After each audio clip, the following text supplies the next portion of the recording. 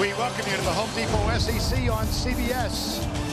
Full house of 80,000 plus on hand at Bryant-Denny. They await the playing of the unofficial national anthem on the capstone. Sweet Home Alabama.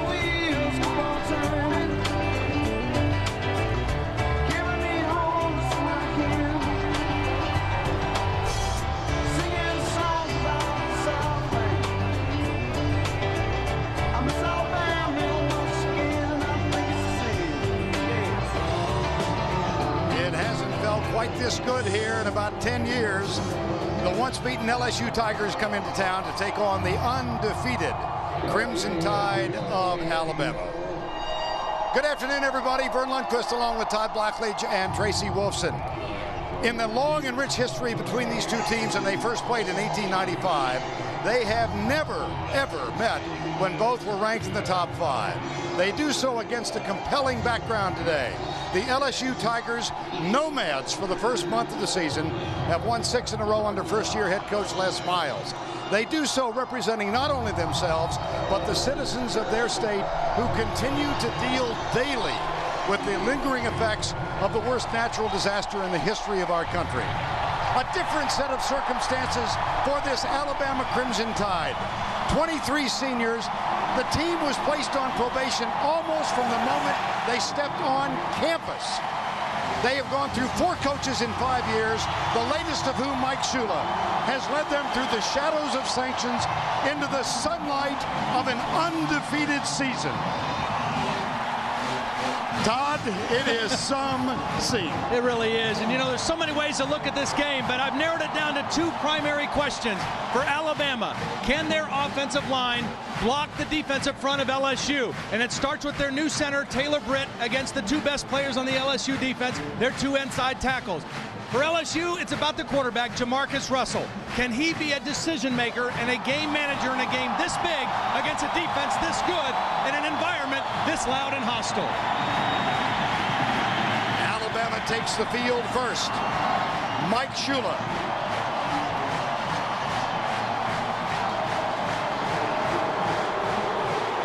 Tigers of Louisiana State University. Les Miles.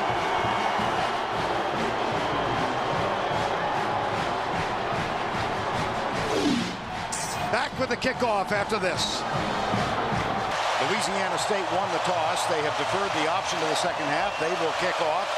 It will be Chris Jackson who has excelled at this on a perfect day. 74 degrees, 50% humidity, and partly cloudy skies. Brandon Brooks and Glenn Coffey are the 2 men deep.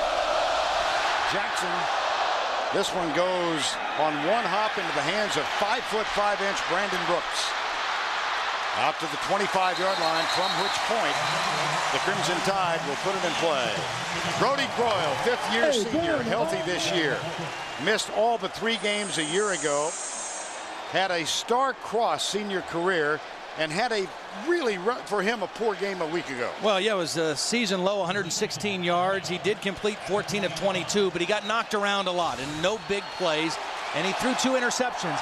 I think Alabama will come out throwing early, quick slants, 3-step drops, get the ball out of his hands. In the first 9 games they've played, they have thrown on their first play on offense every time. They've also completed every pass, and they will throw here. They're now 10 for 10 for the season. LeRon McClain to the 40-yard line, and a flag is down.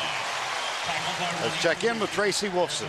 Thanks, Vern. As you mentioned earlier, this is the final home game for the Tide's 23 seniors. This is a group of players who have been through a lot together. Brodie Croyle said it best yesterday when he told us it's been a wild ride, a roller coaster ride, but we're right where we want to be. He said we want to leave our legacy on the program, and with a game this big, we couldn't ask for a better going-away party. Guys expect senior pride to provide an extra source of motivation for this Tide team today. Well, right away, a personal foul penalty, hands to the face on an LSU defensive lineman. This is the most penalized team in the conference. Les Miles felt like they've improved in that area the last couple weeks, but right away, you give Alabama and an offense that has struggled in their last 3 SEC games, outstanding field position. Penalties, turnovers last week cost them. 2nd and 8. Well, they had 2 fumbles in the red zone last week, and they moved the ball very well in the first half, just couldn't score. Here comes the blitz from the corner. Croyle reads it, goes man coverage left side. Beautiful pass, caught by Keith Brown. There's the opportunity you were talking about. Right, I mean, when you play a team that blitzes, the only way to make them stop blitzing is to make them pay for it. You must do that. Now, the only way you can do that is you must pick up the pressure first. Watch the offensive line, and they pick up the safety, Landry. Just enough time for Brodie Croyle to get the ball up in the air accurately. He throws a great deep football out over the outside shoulder, and you're going to get those one-on-one matchups until you and if you can't prove that you can beat a blitz, a team will continue to blitz the whole game. That's a gain of 26 and a first down inside the 30. Here's the toss sweep. Darby with LaRon McClain leading the way, and again, nothing doing. Brodie Croyle, chatting with us yesterday afternoon, said, we are so close, and we will... 1 yard on the play. We will score. 2nd and 9 at the 29. Well, they've got to get balance in their offense. I mean, in order for them to have a chance, they've got to be able to threaten this team vertically with their deep passing, and they've got to get Darby involved. And I think that they have done a nice job of managing Darby's carries up to this point. Only 19 carries a game, but I would expect him to carry it near 30 today. 2nd and 9.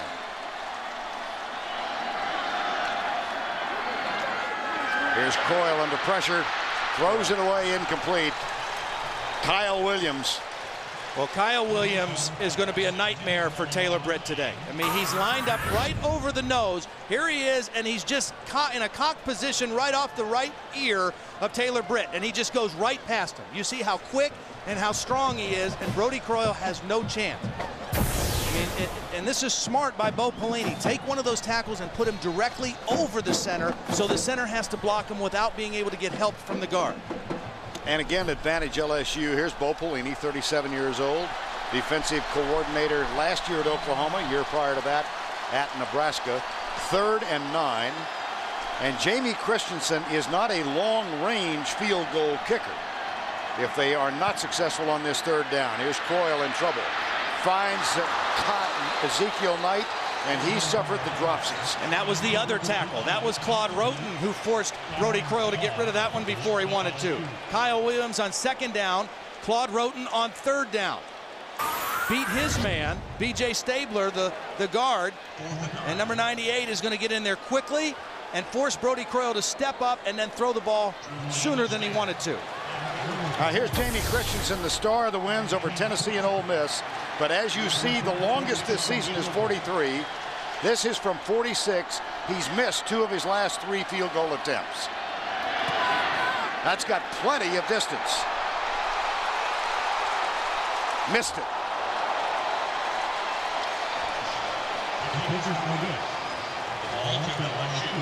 Advantage Louisiana State. Well, again, special teams. You go back to the missed opportunity when they didn't get the block punt. They get the ball and move it a little bit and then miss a field goal. Every little thing counts in a game of this magnitude. We are scoreless, 9:52 to go, quarter number 1. Here's what is at stake. Alabama undefeated in conference play. LSU 1 defeat. Auburn plays at Georgia tonight. Russell, right side, incomplete. Pretty amazing coaching job. You're not kidding. By the old ball coach. Here's the handoff at the 30. Joseph Adai treated rather rudely by Wallace Gilberry, number 92. It'll be 3rd down. And right now you're seeing how this game is going to shape up. 1st and 2nd down, you better make some plays against either one of these defenses, because if you get in 3rd and long, you're going to have some problems. LSU can really rush the passer, and Alabama, not a heavy blitz team, but they cover passing game extremely well. 3rd and 8 from the 31. Russell, 5 yards back. Alabama brings 5. They stunt. Russell has time, and he's got a man open, but he throws it behind him. Intended for Skylar Green. 4th down. I think Jamarcus threw that one maybe a little sooner than he really needed to. He knew there was pressure coming, but everybody was accounted for on the pass protection, and he might have been able to hold this one a little bit longer to allow Skylar Green to come out of his break. Last time on 4th down, these two were deep, and then Simeon Castile moved up, and Alabama went for Chris Jackson. Let's see if they've got the return on this time. I would think so. Yeah, I would think so too. I mean, that was a one shot they took at it and had it and missed it. Chris Jackson, their net punt is outstanding this year, and this one is going to be very effective as Brooks gathers it in. Oh, baby. Great hang time. I mean, he wouldn't have had anything to do with that. The hang time was outstanding. Well, we talked about the net punt. It's up there near 39 yards per effort. That one, the net punt, was 47 field position. Now Darby splits out way wide to the left side. Here's Croyle back under pressure. Finds a receiver, DJ Hall near the 30. Boy, the pressure, though, is really coming at Brodie Croyle. And it's all inside, and this is one of the backups. This is Glenn Dorsey, a guy they rotate in there. Here he is, number 72. Watch how quickly he goes past the guard and center. Right through the block of Antoine Caldwell, who is playing on an ankle that's been a little bothered. He missed the second half last week against Mississippi State.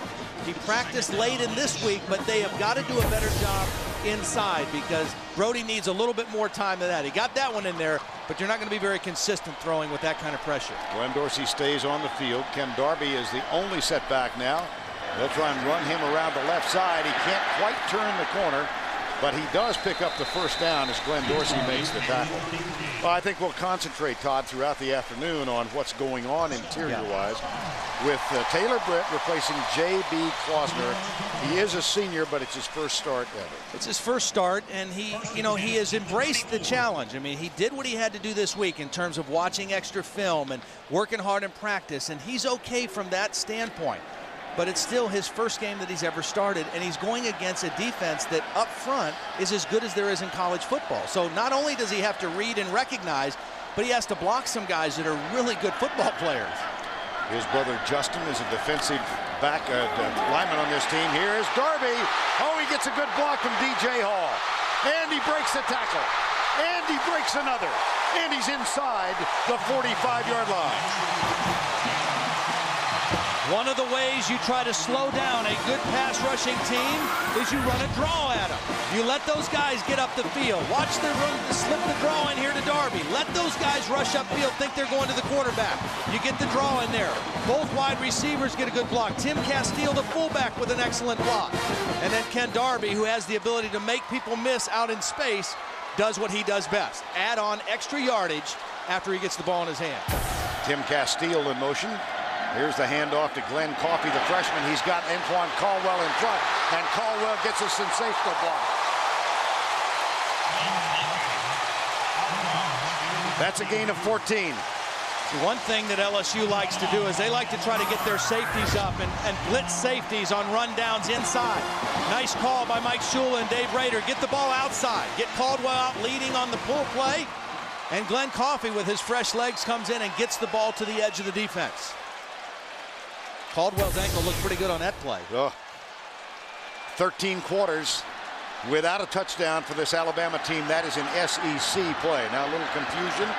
And finally DJ Hall comes in. Here's a quick toss. He's got DJ Hall leading him around the right side. Here goes Darby.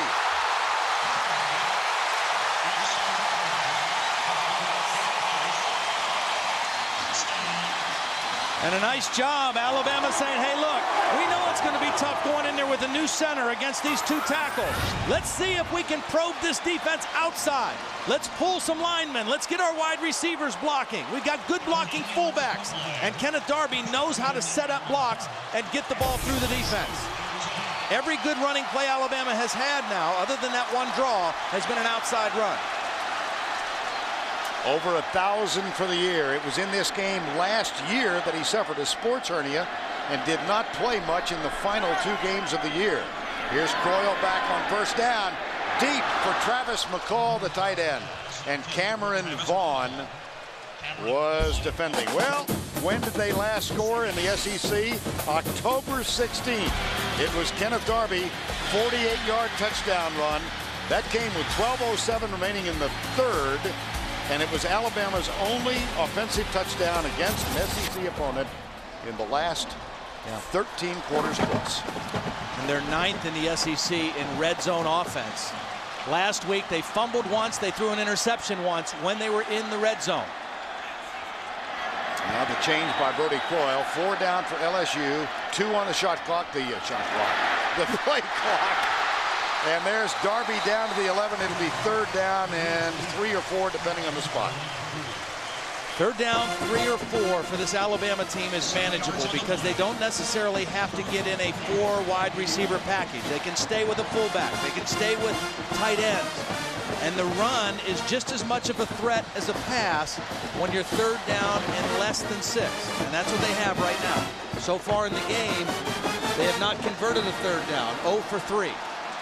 5th defensive back Jonathan Zenon is a late arrival defensively for LSU. 3rd and 4.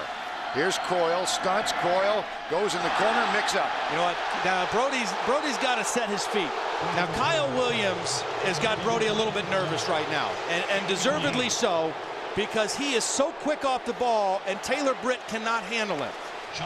But Brodie Croyle's got to trust that they're going to do their job up front, and he needs to do his job, which means set his feet. Watch Kyle Williams just get so quick off the ball. He and Roten, I mean, they are right there in Brodie's lap, but Brodie has to keep retreating, set his feet, and make a solid throw. And so Christensen, who's missed 3 of his last 4, including 1 earlier in this game, this from 28 yards out. Matt Miller, a senior, holds it. Snap is good. The hold is down. The kick is through, and the Crimson Tide of Alabama draws first blood. That's a very important kick right there for Christensen. You know, psychologically in a game that you expect to be low scoring, might come down to a winning kick. If you go 0 for 2 in the first quarter, not good for your psyche. But still, no touchdowns for Alabama. Vern Lundquist, Todd Blackledge, Tracy Wolfson. Alabama and LSU 3-0 as we begin the second. Here's Croyle. No, it's not. It's Jimmy Johns, the freshman. They fooled me. Oh, nice call. You know, they came out of the timeout. Right. They came up and went with a quick count. And it was just a direct snap and a run all the way for Jimmy Johns. Freshman quarterback from Brookhaven, Mississippi, who has spent this year as a running back. See, the key to that is come out of the sidelines quick and then snap the ball quick. Don't let the LSU defense figure it out soon enough. Very well designed play and good call coming out of the timeout. Jimmy Johns, who is a true freshman out of Brookhaven, Mississippi. Big game at running back last week at Mississippi State. 1st down and 10. Oh, look at the quick penetration from Kyle Williams. And they pick up a couple out near the, getting closer to the 50-yard line. Field position has been really favoring Alabama so far. Well, and they've been able to move the football. I think that's the encouraging thing for Alabama. They've run the ball extremely well. They've caught LSU's defense with the pressure coming upfield and slipped some runs in there. They've run to the outside some, and they've given Brodie Croyle enough time to hit a few passes. So right now, their offense has to be feeling pretty good about themselves, other than the fact that they only have 3 points. Well, moving, and they've got a second down rather. Out of the 47-yard line, 2nd down and 7. Darby is back in. This is LaRon McClain. Croyle gets his feet set this time, and he finds DJ Hall. Drilled that one. And let's go down to Tracy Wolfson. Well, guys, I've been keeping an eye on Alabama O-line coach Bob Connolly, and so far, Todd, you're right. He seems pretty pleased. He told his linemen, we've got a little something going here. We have to stay hungry and disciplined and keep it going. We need to finish drives and finish plays. You know, and finish plays is a good point, because even if Williams or Roten get penetration, don't give up on the block. Block them out of the play, and I think that Taylor Britt has done that a couple times. Those guys get off the ball so quick, but just because they beat you on the first step doesn't mean they have to make the tackle on the play. Quick count. Blitz, Croyle, hot receiver, LaRon McClain. Beautiful job of getting rid of the ball. Beautiful job of running the ball. First down at the 23.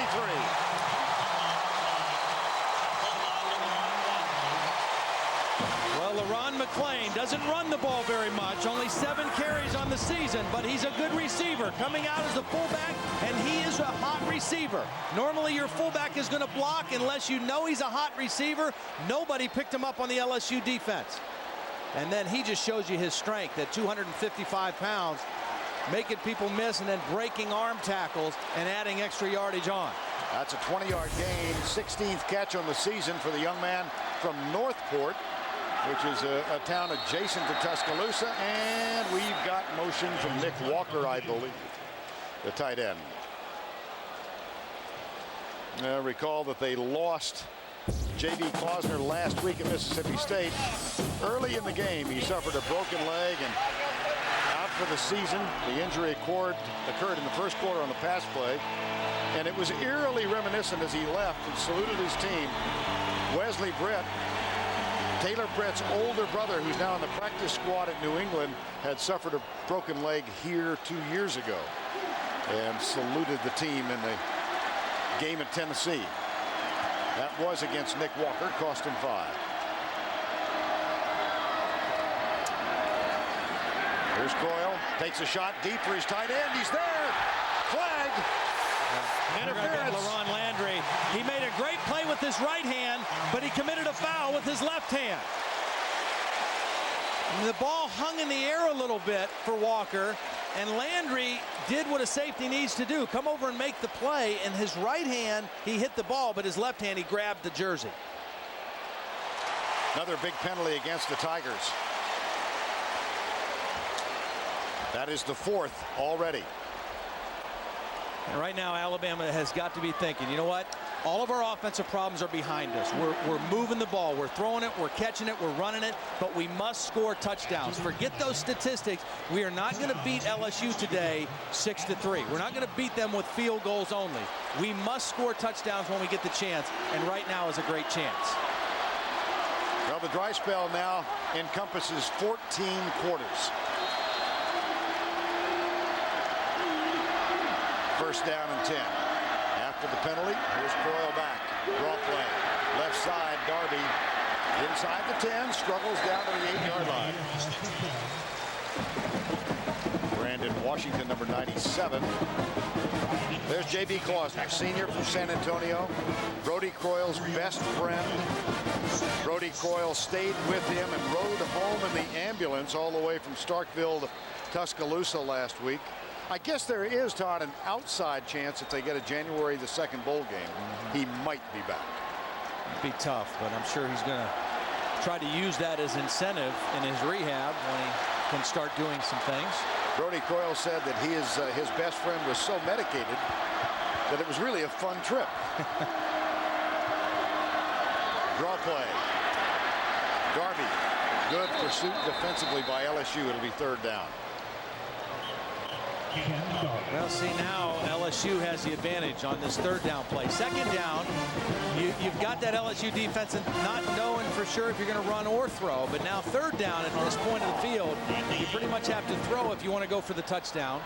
And LSU knows they don't have to cover deep because the end zone will help in their coverage. I would expect a blitz here. If Alabama does throw, I wouldn't be surprised to see LSU try to go after him here. Hall goes wide right. Keith Brown is wide left. One running back directly behind Brodie Croyle. He'll throw, blitz from the corner. Into the middle. Touchdown. The drought is ended. DJ Hall.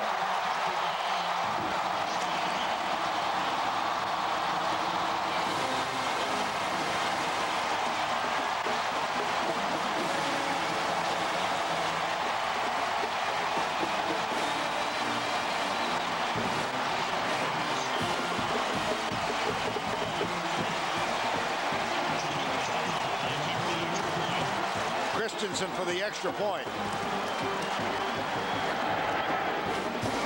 And for the first time since October 16th on the road in Oxford in the 3rd quarter, the Alabama Crimson Tide finds out what's scoring a touchdown is like. Well, here's DJ Hall. He's coming in motion, and he's going to slip to right here. But watch Ken Darby also with the block on the blitzing safety. You've got to pick him up. Darby blocks. Croyle stays in there and finds his man, and Alabama finds the end zone. 84 yards in 10 plays. Croyle to Hall, 10-0. 217 minutes without a touchdown in SEC play for this Alabama team. Jamie Christensen will kick off. He's got 11 touchbacks and 40 kickoffs this year. Skylar Green, Xavier Carter, the world-class speedster, are back. This will be Skylar Green at the 10 with Carter in front. And he is brought down at the 26-yard line. Another look at the touchdown. Yeah, I want to show you something, because right here is the area where the touchdown is going to occur. And the reason it happens is because this corner blitzes, so the safety has to come over and cover. And that's why DJ Hall was able to slip into that voided area. When the safety left there, it left a hole in the back of the defense. And DJ Hall found that hole. I mean, that is a perfect call, anticipating a blitz like that. And DJ Hall found the soft spot in the defense, and Alabama got the touchdown. First downs in the ball game, 13-2 Alabama. Total yards, 185-31. And this is where we talk about Jamarcus Russell being a game manager, not panicking here, making good decisions. Play fake, got a man open. It's Bo. Beautiful pass. Yeah, absolutely. Beautiful. To the 50-yard line. No pressure by Alabama. Great protection up front, and Jamarcus Russell shows good poise, waiting for this to develop. It's a deep crossing route, which takes time. And the line gave Russell time to wait for Bo to clear the defense, and then made a nice, accurate throw. That's a gain of 22 and a first down at the 50-yard line. Now Bo goes wide left. He's caught 2 in the game. Justin Vincent is the running back behind Jamarcus Russell. 6'6" sophomore from Mobile, Alabama. 3-man rush. Russell under some pressure, and he's got, that's Craig Davis sliding catch, and now they say no. It hit the ground first. The ball was a little bit underthrown because of the pressure, I think, from Bobby Greenwood. Got some pressure in there on Jamarcus Russell, and Russell not quite able to step into that throw. He was open, but the ball was slightly underthrown because of pressure, and Davis not quite able to get his arms underneath the ball. The official with the best view of that is the guy who came in and made the call. And so an incomplete pass. Second down and 10. Alabama again with 3 down. Simpson up on the line. Looks like he might be. Now he backs off. D'Amico Ryans is coming, and he goes right by the toss. And Vincent here turns the corner, is down at the 45-yard line. Tackle made by Anthony Madison. 3rd and 7 with 4:02 to go. LSU best field position by far. Jamarcus Russell 5 of 9, 71 yards in the first half. And he is going into the end zone that is encompassed by the student body at Alabama. There is no noisier place in the state. Oh. And not very many purple and yellow shirts in this part of the end zone either. I tell you, if you're a pom-pom fan, this is your end zone.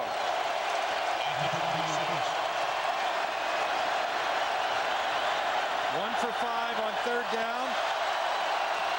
Big one here for Jamarcus Russell. Has time. Fires it incomplete. 4th down. Now, we talked about Jamie Christensen not having great length. That same could be said for Chris Jackson, the field goal kicker for LSU. His longest of the season is 44, and he's been called upon only 10 times. He's 5 of 10. So here is Jackson, who also punts. This is from 43 to get the Tigers on the board. Flynn is the holder. High snap. Kick is down. Didn't get it.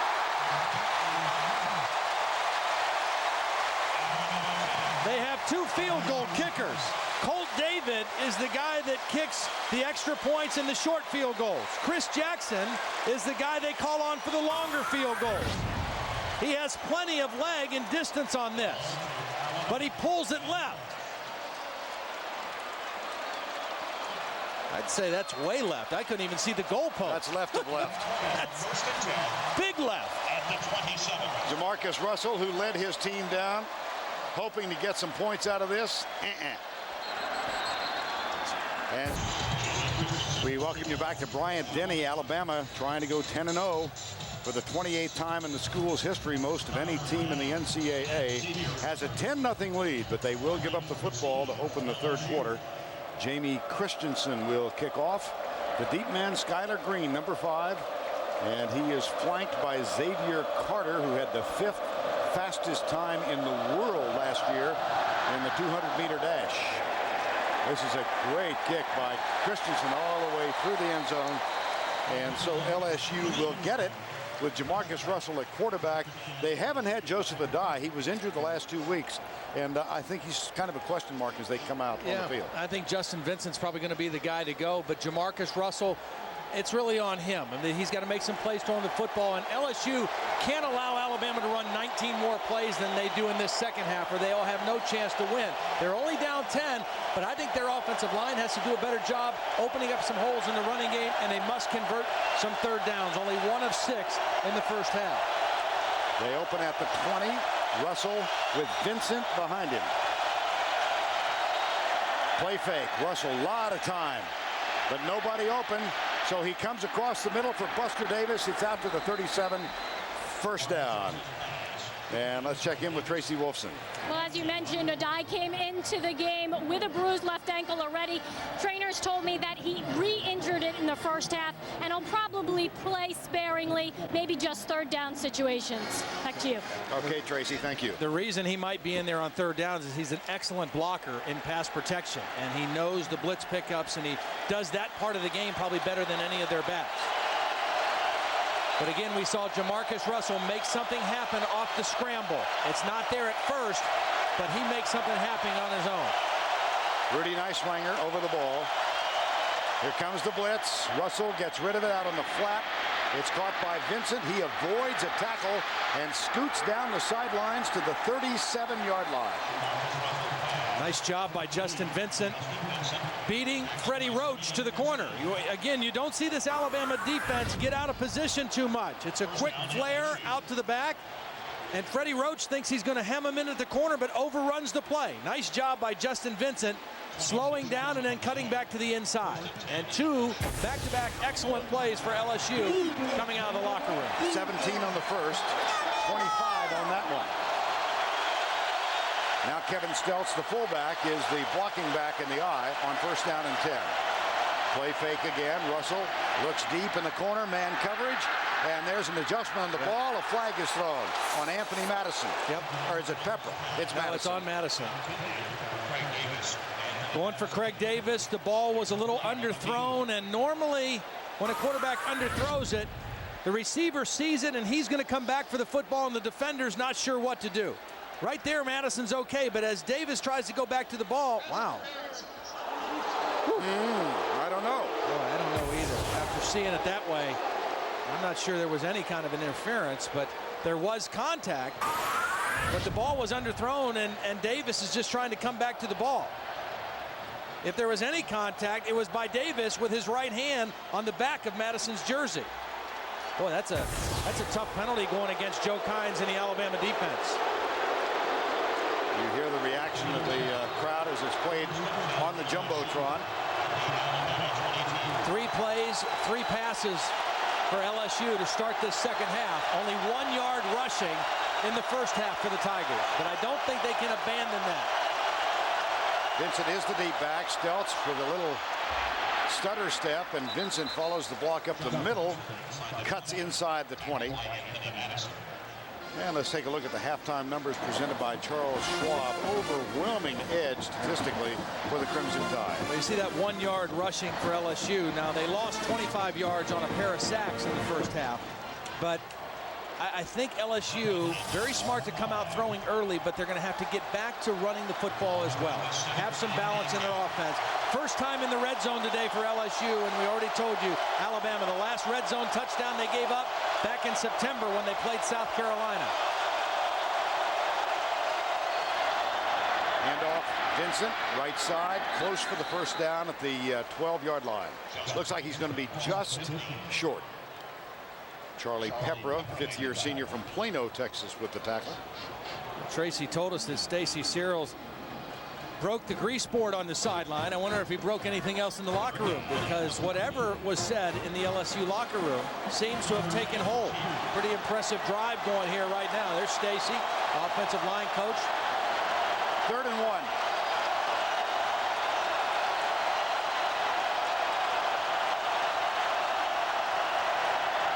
Vincent. Stelz is set backward, but Vincent does get the first down at the 10-yard line. Defending on the spot, this could be 1st and goal. Nice job by Justin Vincent reading that play, seeing his fullback get knocked back a little bit, having the patience to kind of slip inside and still make the first down. Stelz is an interesting kind of character as a fullback. He's 5'9", 240 pounds. Clearly the strongest guy on the LSU team, benches over 600 pounds, but doesn't look much like a big-time Division I football player. But he is your prototype fullback, loves the block. 1st and goal. Handoff, Vincent into the 5, down at the 2-yard line. Boy, nice looking drive. And again, you see a change in this LSU offensive line. Les Miles, a former offensive lineman himself at Michigan. You see Andrew Whitworth, the pulling tackle, with a great block. That's one thing Joe Kynes told us about this line, is they're so athletic. They can pull any of them. Les Miles, a former offensive lineman at Michigan, likes what he's seeing right now. Andrew Whitworth, senior, starting his 48th consecutive game today, number 76. 2nd and goal. They give it to Jacob Hester, the fullback, and he is stuffed. It'll be 3rd down. When they do run the fullback, it's Hester who comes in and replaces Stelz. Here's Les Miles, turned 52 2 days ago. From Elyria, Ohio. Offensive lineman, as Todd said, mid-70s. Head coach at Oklahoma State. Prior to that, tight ends coach with the Dallas Cowboys in the NFL. Both these coaches, Mike Shula and Les Miles, with NFL experience. 3rd and goal. And just like Tracy said, Joseph Adai is in right now on this 3rd down play for protection purposes. Here's the snap, quarterback draw, Russell. I don't believe he got it. It'll be 4th and 1. Well, he fought for it at the end. I mean, he took that big body and threw it in there towards the goal line.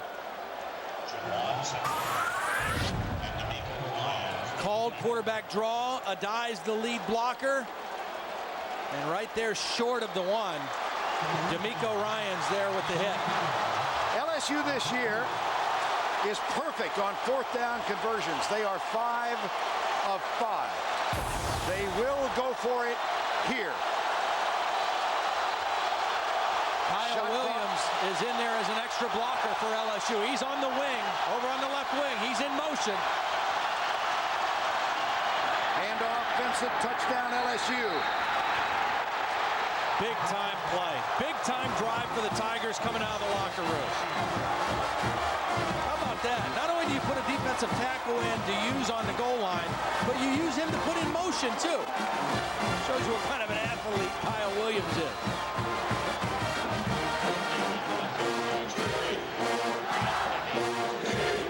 Wonderful drive for LSU to open the 3rd quarter. Colt David is on for the extra point. My, how that quiets the crowd.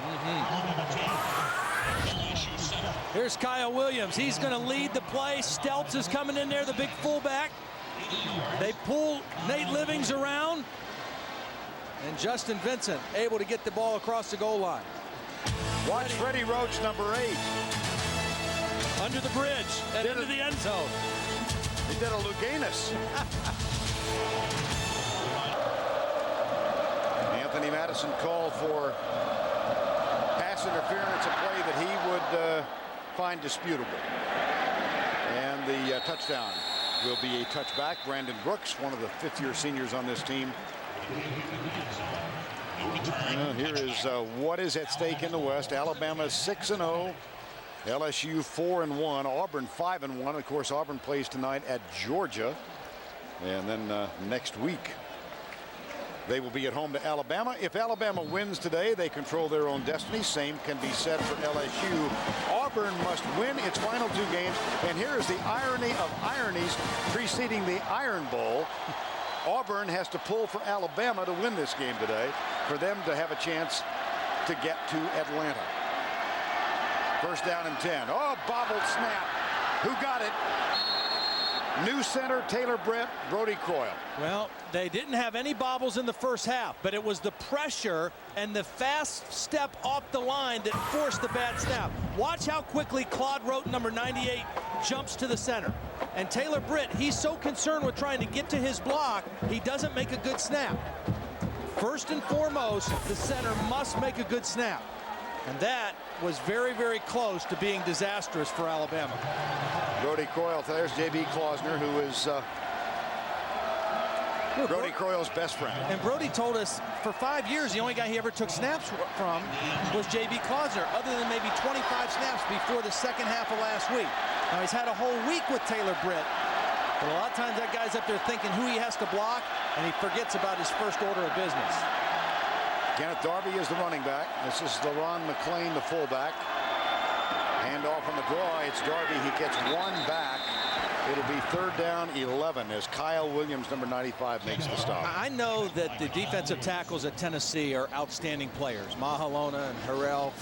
But these 2 guys are so quick off the ball on their first step. They just wreak havoc with inside blockers because their first step is so fast and they never take a play off. Every single play, they are busting it.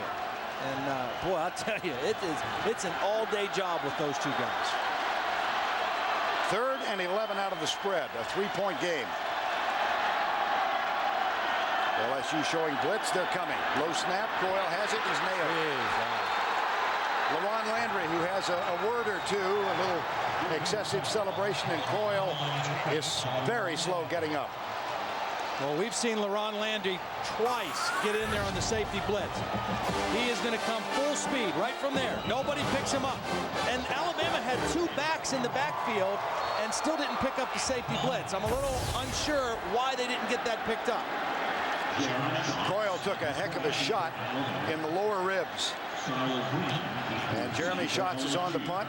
Skylar Green, 1 punt return for a touchdown earlier this season, 66 yards against Auburn.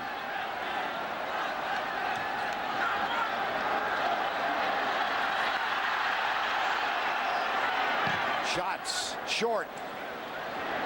This will bounce in front, and it is touched and down at the 44-yard line. Ball is touched down at about the 45.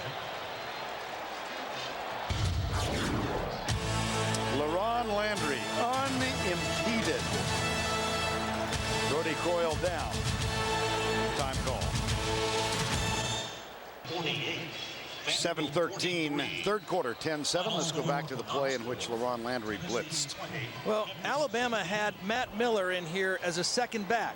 And instead of staying there for the safety blitz, he's so concerned with helping that he's going to miss Landry. He's so concerned with helping against those tackles that he doesn't see the safety come right where he was, and Brodie Croyle took a direct hit because of it. And he is still a little bit shaken up on the bench. That was a full-speed collision from LaRon Landry. John Parker Wilson, the true freshman from Hoover, Alabama, is the backup to Brodie Croyle. He's not played much this year. First down and 10. Best starting field position of the ball game for LSU. Russell with a play fake. Has all day. Goes on a crossing pattern to Bowe, and Bowe has a first down. What a beautiful throw.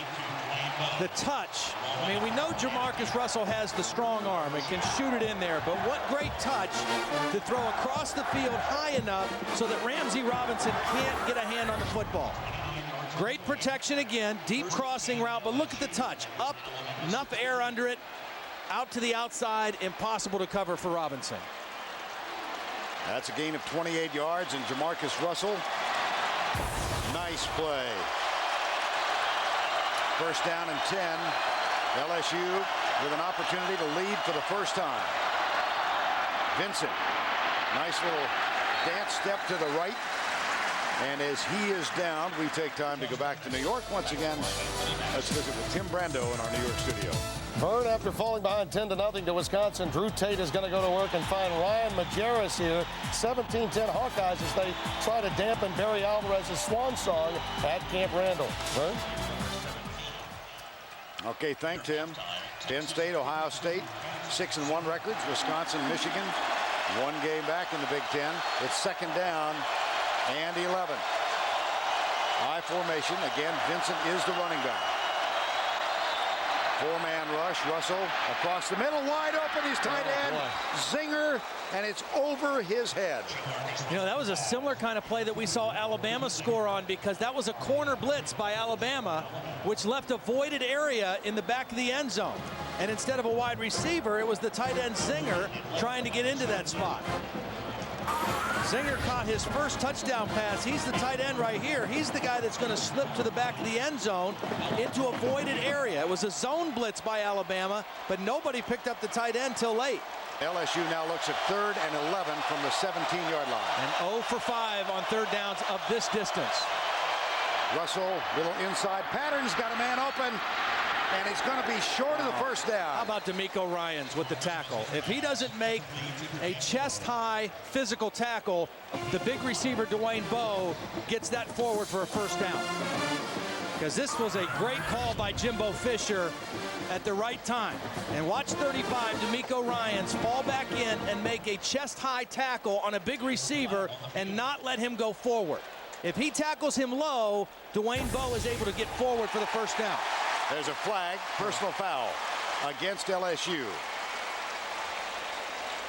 D'Amico Ryans. His mom, Martha, works for a components plant in Bessemer, Alabama. D'Amico, her son. Here's the foul. And it's a dead ball foul on Andrew Whitworth.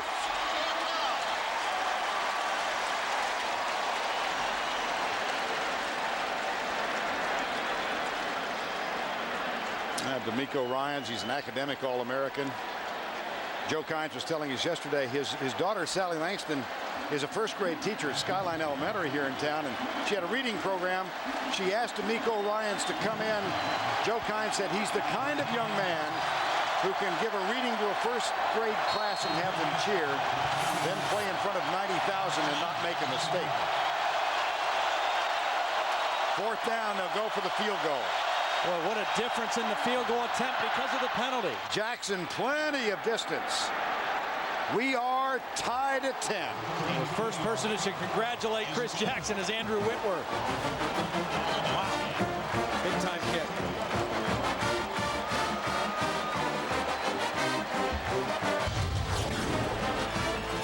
Matt Flynn holds it. Chris Jackson ties it up. 10-10. Brodie Croyle, his final home game as a fifth-year senior from Rainbow City, Alabama. Got the touchdown, but after that, it's been bleak. Some drop passes, some pressures, some mistakes. And right now, bad field position again. Play fake from the end zone. Croyle pumps once. He's got a man, and it goes right through the hands of Nick Walker. That's 6 drops. Yeah. 6 drops. Boy, and what, you know, that's the kind of play you have to have. You throw it out of your own end zone on first down.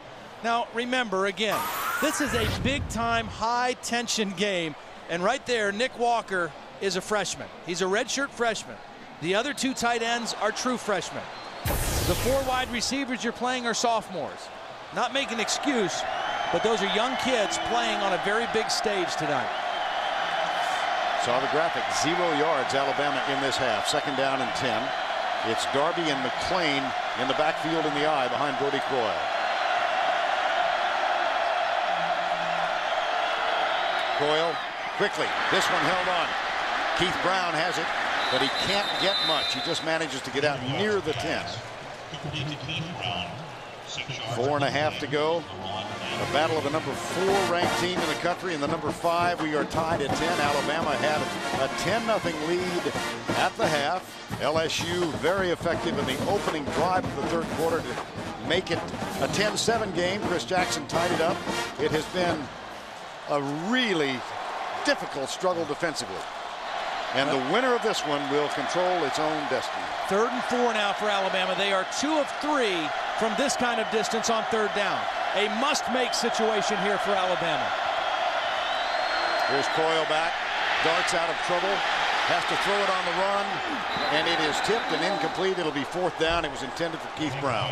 Well, good defense by LSU. They just won't let him out of there. They had a shot on 1st down. They came with a corner blitz on 2nd down. And now Melvin Oliver and Claude Roten do what they do best. Get after the quarterback, force him out of the pocket, and then Oliver forces him to throw it away. Excellent defense by LSU. And Brodie Croyle knows this field position thing is really starting to take its toll on us. Well, and they have to punt again to Skylar Green, who averages 12.5 per return. In his career, he has returned 4 for touchdowns. And he's waiting at the 50-yard line. Here's the punt. And Skylar Green will return it. Looks for help. Nailed. Great special teams pursuit by the Crimson Tide. Terrence Jones again. Down to make the tackle. One of these days. 3.5 to go. At the 50. 10-10 game. If LSU wins, they can get to Atlanta, the SEC championship game, by running the table. They've got Ole Miss and Arkansas left. Here's the handoff to Vincent. Darts right, comes back left, picks up 3. If Alabama wins, they control their destiny. And that's why, you know, so much talk this week about the BCS and, you know, is Alabama going to have the same situation that Auburn had last year, go undefeated, be left out? And everybody who knows this team and knows this league knows that, you know what, Alabama's 2 toughest games are this one and the one they finish with next week. I mean, that's just the way it is. I mean, they've got a lot of work ahead of them. 2nd and 7. 3 men down. It's only a 3-man rush. Russell comes near side. It's incomplete. Never caught it. Intended for Bo. Anthony Madison, the 5th-year senior from Thomasville, Alabama, is there to make the tackle. What a defensive effort by both of these clubs. Bo Pelini's LSU Tigers, Joe Kine's Alabama Crimson Tide. 3rd and 7. Alabama's defense, one of only 2 defenses ranked in all 5 major defensive categories in the top 10. Them and Miami. Number 1 in scoring defense. Number 3 in total defense. Number 4 in pass defense. On 3rd down, Russell goes right. It's caught. 1st down. Buster Davis with the grab. And a 3rd down conversion. 8 catches in the last 2 games, coming in single coverage. Ramsey Robinson giving him some cushion. Harper trying to get there to help, but not able to get underneath that throw. And Jamarcus Russell puts it low and outside for Davis. Of course, Davis was the guy who had the catch that looked like a catch that they overruled that time, hung on to it. Or are they going to look at this one as well? They will look at it again. After reviewing the play, the replay stands is called on the field. 1st down. Their previous 2 SEC visits, however, were at Mississippi State and at Vanderbilt. The environment a little different than they encounter here. Well, actually, if you take all the people that were in the stadium at Mississippi State and Vanderbilt and add them together, wouldn't be as many as are here in Tuscaloosa. And so 1st down and 10 in a tie game. LSU has 1 timeout left. Jackson is 1 of 3 kicking field goals. Here's the draw play to Vincent up the middle. Tackled at the 34-yard line. That's a nice 1st down play. Chris Jackson made his field goal from 42 yards. He missed from 43 and also from 47. just now moved inside that target line. Longest of the season, 44. The longest of his career, as you saw, 53. In the eye. That's the tight end, David Jones. They'll keep it on the ground for position. They get to the 33-yard line. It'll be third down. So if they don't make a yard on the next play, it would be a 50-yard effort for Chris Jackson. Third and 5 at the 33. And the clock continues. We're under 90 seconds. Alabama still with 2 timeouts left. I think right now Mike Shula and Joe Kynes feeling like if we can stop him here, there's a good chance he won't make this field goal. If they gain some yards, even if they don't gain a first down, they're probably going to have to use a timeout. Stelz is the fullback. LSU used a timeout. That's their last one. Boy.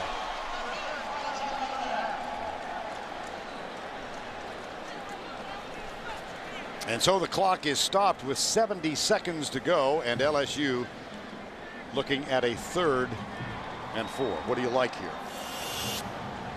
Well, if they get single coverage, I'd throw an out again. You know, you've got those big receivers. If they give them single coverage with a cushion, I'd throw it out to the sideline. Either your guy's going to catch it or it's going to be incomplete.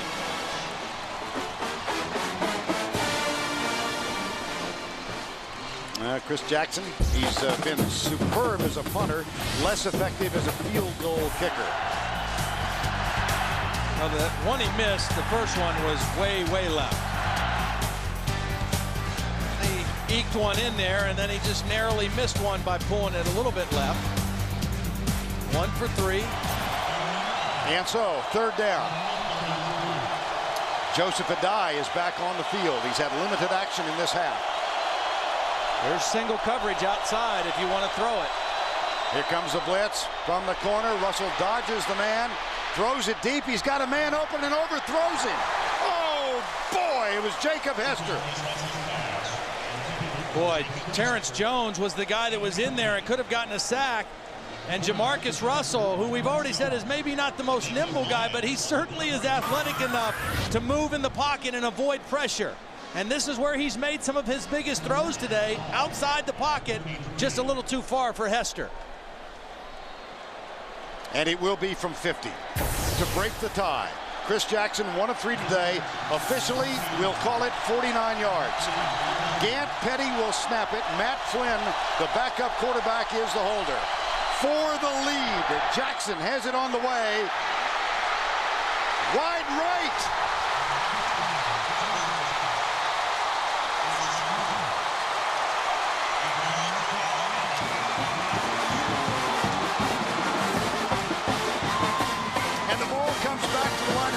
And by far the best field position here in the 4th quarter for Alabama.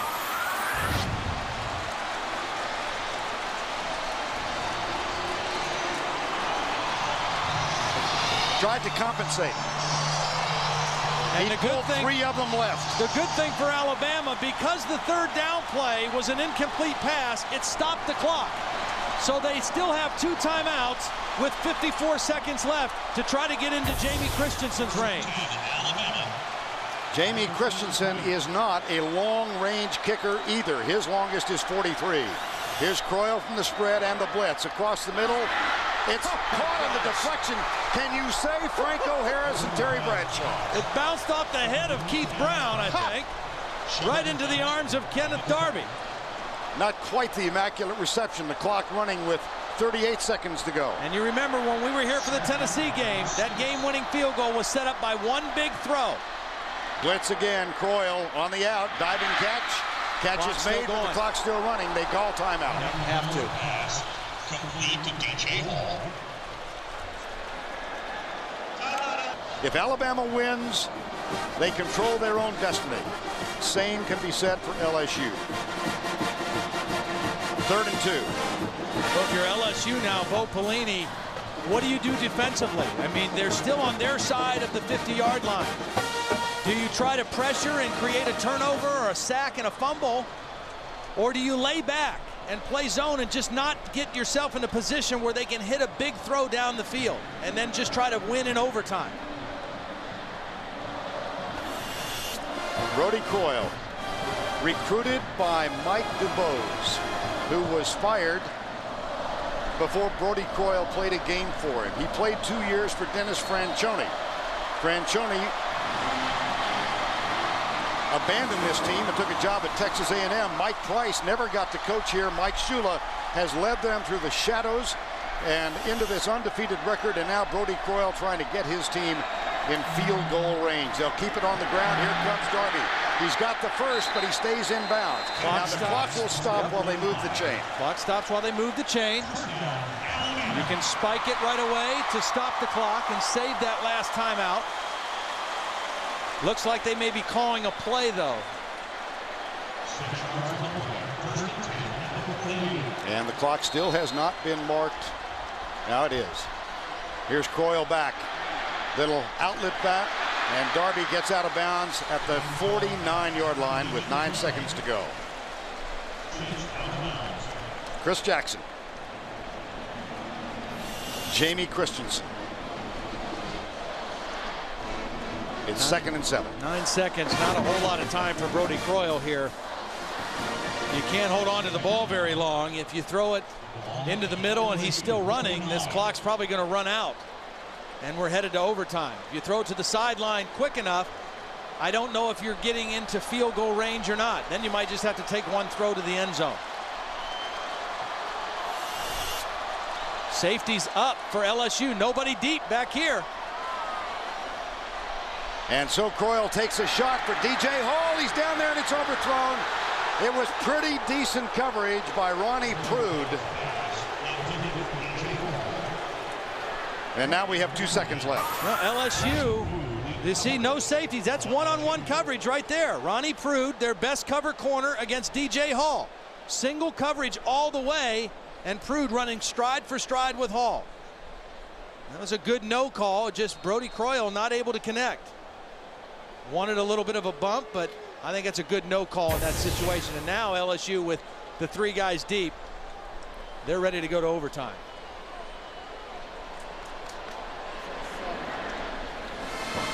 Over in the Eastern Division, Georgia hosting Auburn tonight. They're 5-1. South Carolina won again today. They are 7-3. If Georgia wins one of its 2 remaining games in the SEC, they close out the regular season against Georgia Tech. They will be in Atlanta in the SEC championship. And so 10-10 game. Brodie Croyle from Rainbow City, Alabama.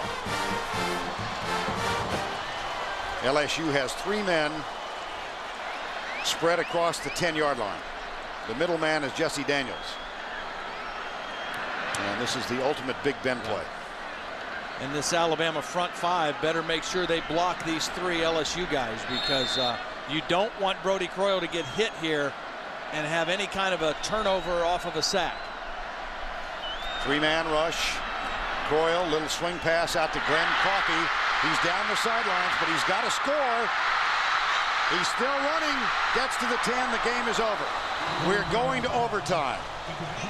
There was a sense of anticipation in the end zone, because had he gotten a couple of blocks, might have done it. We go to overtime. Not a bad idea. Instead of Hail Mary, I'm not so sure that wasn't going to be a hook and lateral, though, to Keith Brown first, because I think that's where Brodie Croyle looked first and then flipped it outside to Coffey instead. Alabama has not played an overtime game this year. As we mentioned, LSU 1-1. Overtime when we come back. And so the overtime record's 4-2 for LSU, including 1-1 this year. The loss to Tennessee and the win over Auburn. The last overtime for Tennessee, or rather for Alabama, was here against Tennessee. That one went 5. Tactics. I mean, for Alabama, Score. you know, yeah, they've got to figure some way to do something offensively. They just, this second half, they haven't been able to generate much of anything. But it's a whole new ball game now.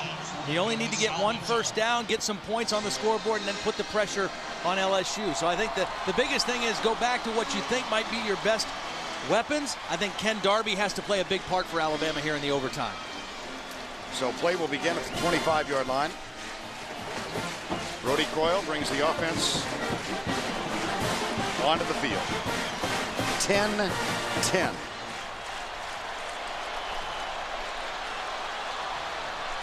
Taylor Britt getting his first start at center, replacing J.B. Klausner. Here's Croyle. They will keep it. There's a flag as the handoff goes to Darby. This one thrown by Matt Austin, the referee, which normally indicates it's going to be against Alabama.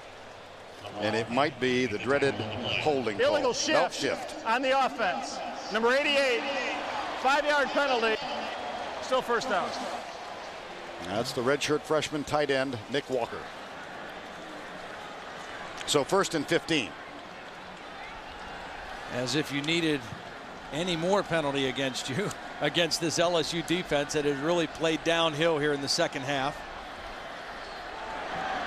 Keith Brown is a late arrival now. He replaces Travis McCall, the extra tight end. And so on 1st and 15, Jamarcus Russell getting ready for his turn over on the far sideline. 1st down 15, a 10-10 game. LaRon McClain, the fullback, sets up in front of Darby. LSU looks like it might be coming again. They are not. It's a regular 4-man rush. Here's Croyle. He's got DJ Hall to the 21-yard line. Ronnie Prude with a tackle. Right now LSU is going to put 8 guys up in the box. They're going to try to outnumber them in the running game because of how much respect they have for Ken Darby. So either LaRon Landry or Jesse Daniels is probably always going to be up there. That means 1 free safety and a lot of single coverage on the outside. 2nd down and 6. Brown goes wide to the left. So does DJ Hall. Walker, the tight end, is tight right.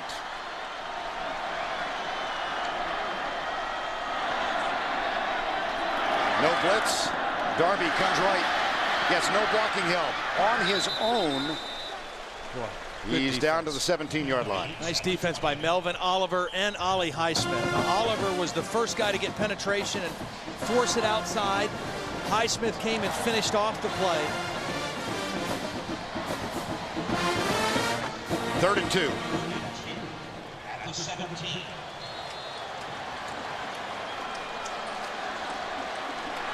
Ball at the 17. If Christensen has to kick one from here, it would be a 34-yarder. He's 1 of 2 in the game. Croyle sends DJ Hall to the opposite side. He's to the left side. That's McCall in motion. On 3rd and 2, play fake. Croyle looks deep, nobody there. Now he's in real trouble. Drills it, dropped again. 7. Ezekiel Knight has now dropped. Oh, that's Darby. I beg your pardon. 34, not 84. 4th down. Well, that was a tough throw. I mean, obviously the play was play action designed to go this way and get Brodie Croyle to throw it quick. It wasn't there, and so he had to improvise. He didn't like what he saw with McClain. He didn't like the tight end, so now everybody's covered up. He's got to come back this way and try to make something happen. And Darby uncovers, but that was a shot. Right hash mark just inside. Jamie Christensen 1 of 2. This is from 34 yards out. Matt Miller, high snap, but he gets it down. The kick is up. Kick is good. Now the ball goes over to LSU.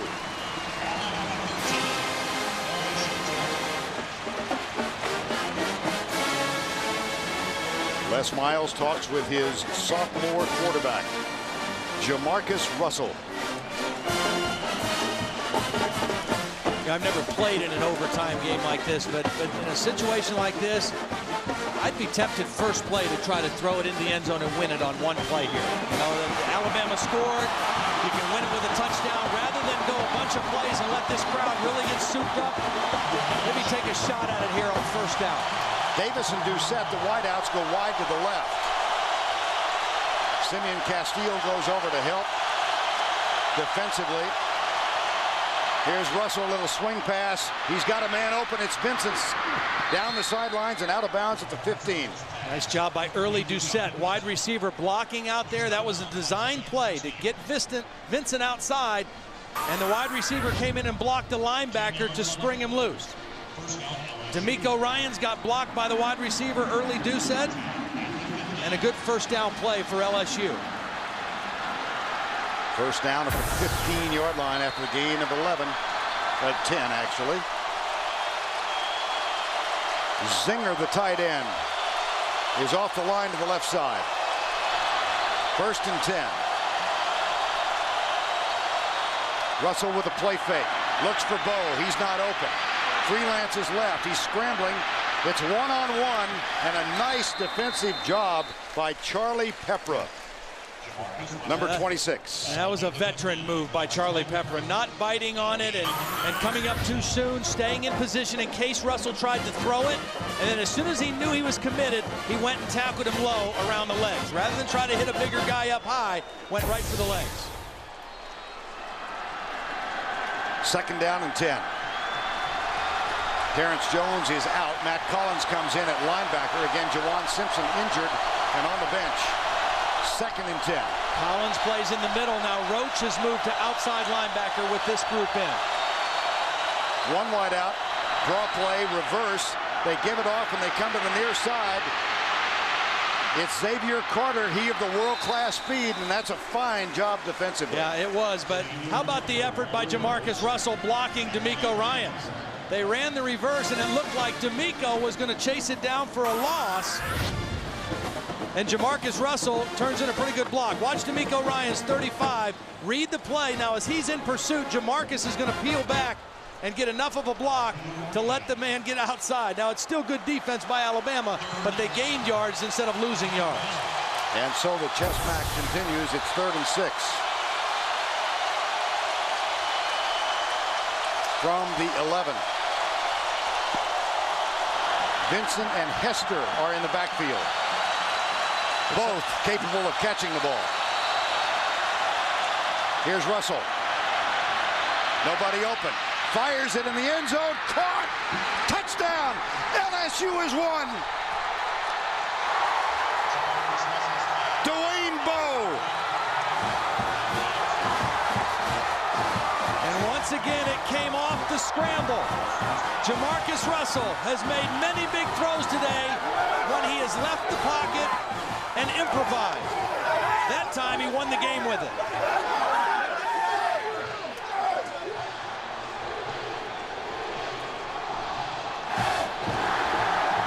The dream season ends for Alabama at home.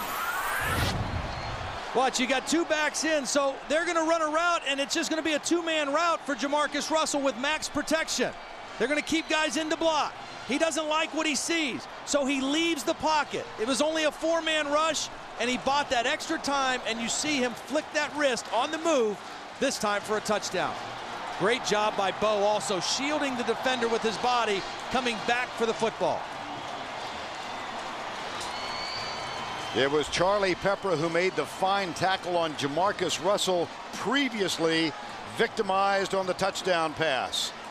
We asked the question at the beginning of the day, could Jamarcus Russell manage the game in this environment with the stakes this high? I'd say he answered that question quite clearly. Excellent job of protecting the football and making plays when he needed to. LSU puts the plug in an Alabama unbeaten season. They have 2 games remaining.